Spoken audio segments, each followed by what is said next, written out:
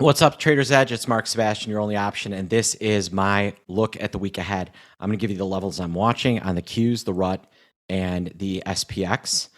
I'm going to give you the 5 stocks I'm watching, and I'll give you a little preview of what's going on with VIX. So let's dig in.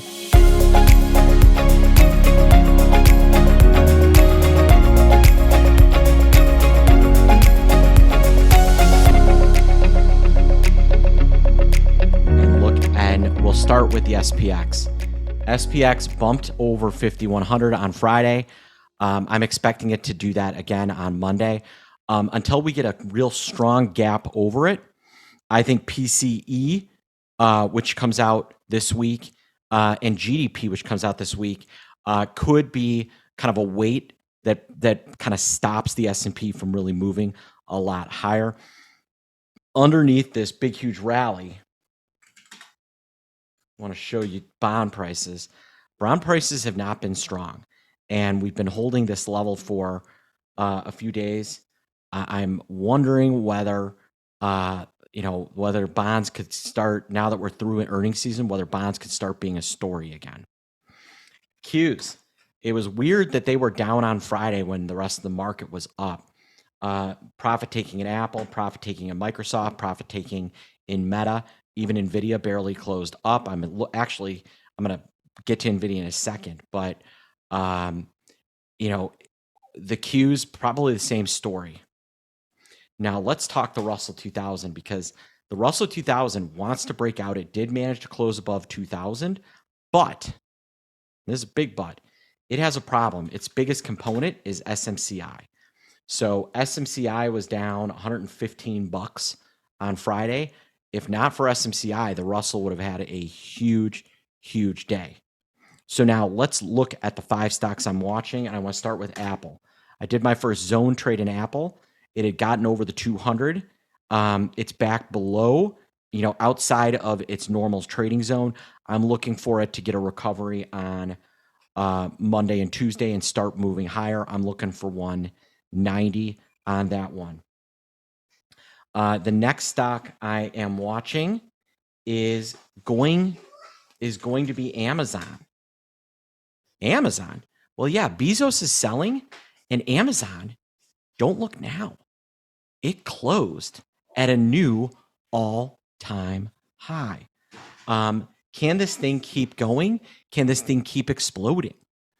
Now, next up on my list, retail, Macy's. They report earnings next week. I think that's going to be an interesting one and a fun one to trade. Keep an eye on that one. Macy's, big retailer. We know there's a buyout floating around out there. Keep an eye on it. NVIDIA, tried to blow higher, gave up the ghost a little bit on Friday. I'm thinking it could be red this week. Maybe not hugely red, but maybe a move back toward 750. Next on my list, I already brought them up, SMCI. It's in a short squeeze. It's hard to borrow. Day to day, it could be moving $100.